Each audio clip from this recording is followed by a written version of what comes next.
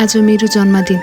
सबैभन्दा पहिला त मलाई जन्म दिनुहुने मेरी आमा अनि मेरो बाबा हजुरहरूलाई धेरै धेरै धन्यवाद। मलाई यो सुन्दर दुनियाँमा जन्म दिनुभएकोमा अनि धेरै धेरै धन्यवाद मेरी आमा मलाई यति राम्रो संस्कार दिनुभएकोमा अनि धेरै धेरै धन्यवाद मलाई यति राम्रो परिवारमा जन्म दिनुभएकोमा। जिन्दगीमा जन्म लिइसकेपछि दुःख कष्ट भन्ने कुरा त आइ नै रहन्छ। बस यो दुःख कष्टलाई हिम्मत गरेर अझै अगाडि बढ्न पाऊँ। भगवानसँग केही प्रार्थना माग्दैन, म खुसी भए नि नभए नि मेरो कारणले कसैलाई दुखी हुन नपरोस्। अनि धेरै धेरै धन्यवाद।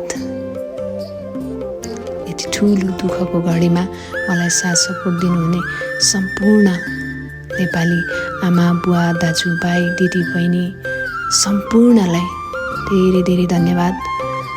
यस्तै माया आशीर्वाद सधैँ पाइरहँ। हजुरहरूलाई जति धेरै धन्यवाद भने पनि पुग्दैन, त्यति धेरै माया दिनुभएको छ। बस जानी नजानी अन्जानमै गल्ती भएकै छ भने पनि माफ गरिदिनु होला। बस अझै पनि मलाई सही बाटो देखाइदिनु होला। यस्तै माया दिइराख्नु होला भन्नलाई